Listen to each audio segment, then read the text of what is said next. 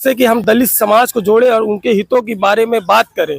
उनके जो जमीनी स्तर के बात है वो हम कैसे अपने पार्टी में समाहित करें। उनकी बातों के में दलित समाज के लोग जो संविधान को बचाने के लिए लड़ाई लड़ रहे हैं, जो बाबा साहब के अनुयायी हैं, जो बाबा साहब और काशीराम साहब के अनुयायी हैं, वो लोग आज बड़ी संख्या में समाजवादी पार्टी को अपना समर्थन दे रहे हैं। कि दलित समाज तो समझ रहा है किस प्रकार से SC/ST एक्ट यही भाजपा की सरकार ने कमजोर किया, जिसको 2 अप्रैल को लेकर भागबंदी हुई। किस प्रकार से 13 पॉइंट रोस्टर ला के प्रोफेसर की भर्तियों में मौजूद हूँ।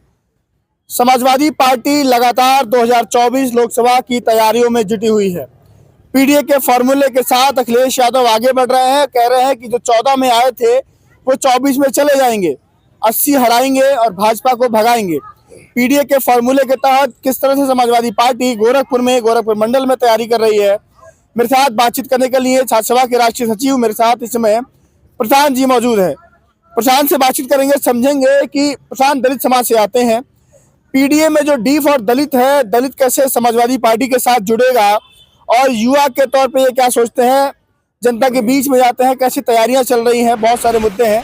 आइए प्रशांत से बातचीत करते हैं। प्रशांत, बहुत बहुत स्वागत है आपका। बहुत बहुत धन्यवाद। सबसे पहले आपके चैनल के माध्यम से आपके चैनल के दर्शकों को हम अपना क्रांतिकारी सलाम करते हैं। जय भीम, जय समाजवाद बोलते हैं। जय भीम, जय समाजवाद के साथ आप ये बताइए कि जो पीडीए का नारा अखिलेश जी ने दिया है उसमें डी फॉर जो दलित है वो कैसे समाजवादी पार्टी के साथ आएगा, उसके लिए समाजवादी पार्टी क्या कर रही है? उसके लिए लगातार हमारे पार्टी का और माननीय राष्ट्रीय अध्यक्ष श्री अखिलेश यादव जी द्वारा लगातार ये काम हो रहा है जमीनी स्तर पे।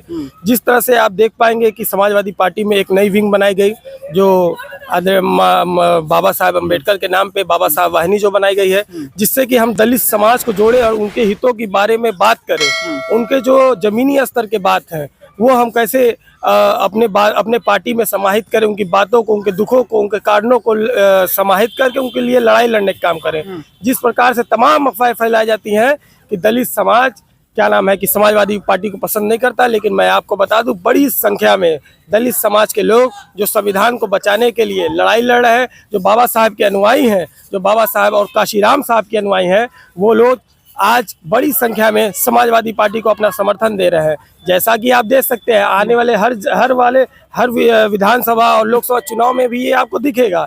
बूथ स्तर लेवल पे पीडीए का जो कार्यक्रम हो रहा है वो इसीलिए हो रहा है तो दलित समाज के लोग, जो पिछड़े समाज के लोग, जो अति पिछड़े समाज के लोग जो छूट गए हैं, कहीं ना कहीं भाजपा के बहकावे में आके कहीं उधर चले गए हैं, उनको कैसे हम जोड़े, इसलिए पीडीए का कार्यक्रम करके हर गांव मोहल्ले बूथ स्तर पे हम लोग ये कार्यक्रम कर रहे हैं। और अति पिछड़े जात के उन जातियों को, मौर्य, सैनी, कुशवाहा और निषाद और चमार, धोबी, पासी, खटीक, बेलदार, तमाम वो जातियां हैं, उन लोगों को कैसे पार्टी पे हम लोग जोड़े, इस पे ये काम चल रहा है। उनके सम्मान के लिए माननीय राष्ट्रीय अध्यक्ष श्री अखिलेश यादव जी लगातार संघर्ष कर रहे हैं। आज एकमात्र ऐसे नेता हैं जो दलित और पिछड़े समाज के लिए मजबूती से बोल रहे हैं और संविधान और आरक्षण के लिए मजबूती से बोल रहे हैं, तो एक सिर्फ नाम है अखिलेश यादव जी, और जनता भी ये देख रही है। और अखिलेश जी के साथ जाएगी पूरी दलित समाज जो है, अखिलेश जी के साथ जाएगा या मायावती जी के साथ जाएगा? मायावती ऐलान कर चुके हैं चुनाव अकेले लड़ूंगी मैं, और किसी के साथ नहीं गठबंधन का ऐलान किया है। कि दलित समाज तो समझ रहा है किस प्रकार से SC/ST एक्ट यही भाजपा की सरकार ने कमजोर किया, जिसको 2 अप्रैल को लेकर भागबंदी हुई। किस प्रकार से 13 पॉइंट रोस्टर ला के प्रोफेसर की भर्तियों में घोटाला किया गया, मतलब रोकने की कोशिश की गई दलित पिछड़े समाज को। किस प्रकार से रोज सरकारी व्यवस्थाओं को प्राइवेटेशन किया जा रहा है ताकि हम लोग आरक्षण का फायदा ना ले पाए। अभी तो हमारे दलित पिछड़े समाज के लोग सरकारी संस्थाओं में जाना प्रारंभ हुआ था, 70 साल के इतिहास में अभी जाना प्रारंभ हुआ था। और ये सरकार ने पूरी तरीके से प्राइवेटेशन किया। ये सरकार ने पूरी तरीके से ऐसी व्यवस्था ला दी कि दलित और पिछड़े समाज के लोग सरकारी व्यवस्थाओं में ना जा पाए। इस बात को दलित समाज भी बहुत बखूबी से समझ रहा है और ये जान रहा है कि कोई भी इस चुनाव में अकेले लड़ाई नहीं लड़ सकता, और कोई जमीनी स्तर पर लड़ रहा है। मजबूत विपक्ष अगर कोई है तो समाजवादी पार्टी है, मजबूती से अगर कोई आवाज उठा रहा है तो समाजवादी पार्टी है। बहन जी ने कोई आंदोलन आपने बताइए, आपने देखा कभी आंदोलन आरक्षण के हक में या संविधान के हक में किया हो? अगर कोई लड़ाई लड़ रहा है तो समाजवादी पार्टी मजबूती से सवाल पूछती है तो समाजवादी पार्टी से पूछती है, भाजपा से क्यों नहीं पूछती है? तो अब ये आप देख सकते हैं किस तरह का दबाव आज विपक्ष के लोगों को बनाया जा रहा है। शायद मुझे लगता है वही दबाव उनके ऊपर होगा, लेकिन उन्हें किसी भी दबाव में नहीं आना चाहिए। वो काशीराम साहब के स्कूल में पढ़ी नेता है। काशीराम साहब बहुत ही निडर और बेबाक दलित समाज और बहुजन समाज के नेता थे। बहन जी पता नहीं किसके दबाव में और क्यों दबाव में कर रही हैं, लेकिन हमारे जो माननीय राष्ट्रीय अध्यक्ष हैं उनका खुला ये कहना है कि दलित और पिछड़े और पीडीए के हक और अधिकार के लिए उन्हें जो भी संघर्ष करना पड़ेगा, जेल भी जाना पड़ेगा, तो वो जाने में कभी पीछे नहीं हटेंगे। और समाजवादी पार्टी के लोग सड़कों से लगाए सदन तक दलित पिछड़े समाज और पीडीए के हक अधिकार के लिए संघर्ष करने का काम करेंगे। आरक्षण को लेकर के समाजवादी पार्टी या विपक्ष में जो भी लोग हैं लगातार कहते हैं कि आरक्षण की हकमारी हो रही है, संविधान खतरे में है, लोगों को क्यों डराते हैं आप लोग? देखिए, आरक्षण की हकमारी हो रही है तो हम नहीं कर रहे हैं, बहुत साधारण सा मामला है। आप आरटीआई डालिए विभागों में और पता करिए कि जनसंख्या के आधार पे दलित समाज की जनसंख्या कितनी है और उनकी भागीदारी कितनी है, पिछड़े समाज की जनसंख्या कितनी है, उनकी भागीदारी कितनी है।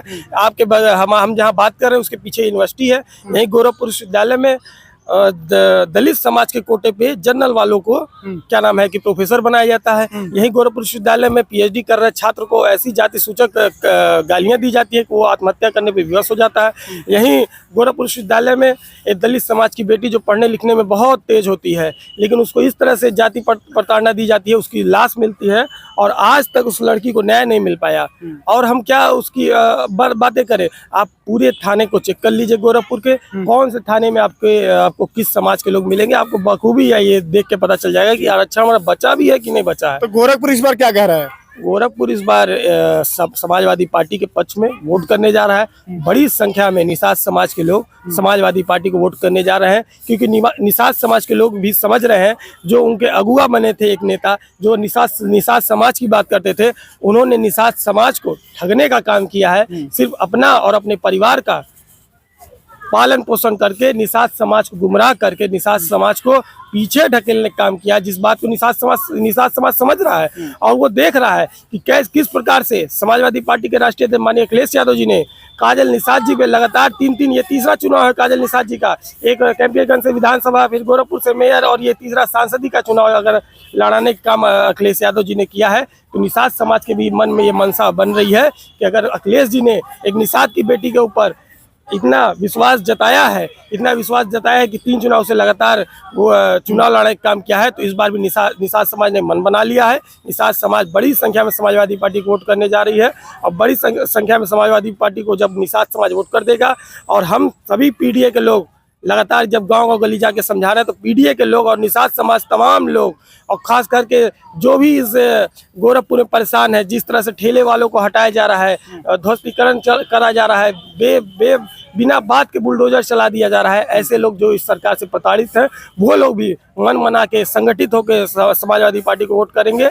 और आने वाले समय मेरा आखिरी सवाल होगा, स्वामी प्रसाद मौर्य समाजवादी पार्टी के राष्ट्रीय महासचिव हैं, लगातार वो अपने बयानों के लिए सुर्खियों में रहते हैं। वो ऐसा कहते हैं भाजपा के लोग, मनुवादी लोग, कि वो धर्म को कटाक्ष करते हैं, धर्म के ऊपर हमलावर रहते हैं। वो क्या सोचते हैं आप? सर्वप्रथम तो स्वामी प्रसाद मौर्य क्या कहते हैं धर्म के ऊपर, ये उनकी व्यक्तिगत राय है, ये उसमें पार्टी का कोई बयान नहीं रहता। लेकिन हम ये कहना चाहेंगे, क्या ये सवाल नहीं है कि दलित समाज अछूत समाज, हम दलित समाज तो अछूत है, वो तो वर्ग में आता ही नहीं है। ब्राह्मण, क्षत्रिय, वैश्य, शूद्र जो ओबीसी समाज है, उनके साथ तो अत्याचार किया गया। दलित समाज को जो अछूत थे उनको तो जानवर से भी नीचे रखा गया। जानवर जाकर वो जिस नदी से पानी पी लेते थे, गौमूत्र और गोबर डाल के उस नदी को साफ कराया जाता था। सोचिए, जानवर का गोबर डाल के एक इंसान के पानी पीने साफ। और आज भी हम कहते हैं आप स्वामी प्रसाद मौर्य का विरोध कर रहे हैं, जो भी भाजपा के लोग या कोई भी लोग बस ये करते हैं कि हिंदू धर्म के खिलाफ बात बोल रहे हैं। लेकिन मेरा सवाल उन लोगों से है, क्या हिंदू धर्म के खिलाफ ये बात नहीं है कि कौन से बाबा, बहुत से बाबा हैं जो इस समय तरह तरह के बाबा आ गए हैं भारत देश में। वो तमाम बाबा जो कहते हैं कि जाति सूचक नाम लेके एक समाज को गाली देने का काम करते हैं। सीधे कहते हैं कि एक समाज के लोग मंदिर में ना जाए, सीधे कहते हैं कि एक समाज के लोग घोड़ी पे ना चढ़े, एक समाज के लोग पाठ और पूजा ना करें। क्या ये हिंदू धर्म को कमजोर करने की बात नहीं है? तो जो लोग स्वामी प्रसाद मौर्य का विरोध करते हैं, उन लोगों को पहले इन बाबाओं का भी विरोध करना चाहिए। क्या ये हिंदू धर्म को कमजोर करने का काम नहीं कर रहे हैं? जो हिंदू धर्म का एक निचला तबका है, जिसे हम अछूत कहते हैं, दलित कहते हैं, पिछड़ा कहते हैं, शूद्र कहते हैं, वो लोग के पूजा करने, पाठ करने और मंदिर जाने में कौन रोक रहा है? और क्यों ये लोग बड़े हिंदूवादी जो बनते हैं, जो स्वामी प्रसाद मौर्य का विरोध कर रहे हैं, क्यों नहीं उन बाबाओं का विरोध कर रहे हैं? मैं ये सवाल करता हूँ। कितनी सीटें गठबंधन India alliance Samajwadi party UP में कितनी सीटें 80 में से? 2024 के इस चुनाव में बड़ी संख्या में हम सीट जीतने जा रहे हैं इस उत्तर प्रदेश में।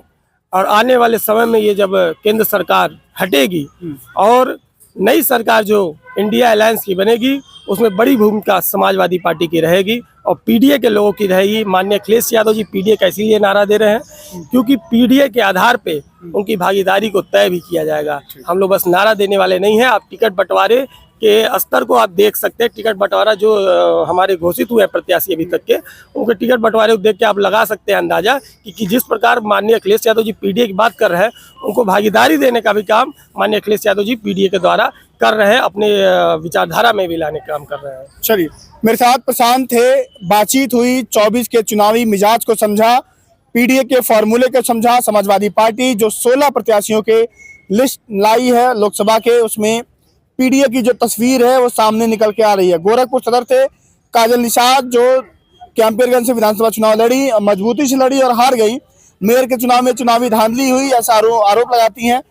उसके बाद से लोकसभा उम्मीदवारी पर लोकसभा का टिकट देकर के समाजवादी पार्टी ये संदेश देने की कोशिश कर रही है कि निषाद समाज के साथ समाजवादी पार्टी खड़ी है।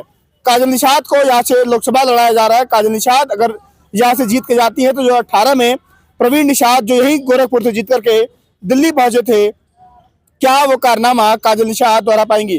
बहुत मतलब बातचीत हुई। आप क्या समझते हैं अपनी राय देना मत भूलिएगा। जुड़े हमारे साथ फिलहाल के लिए नमस्कार।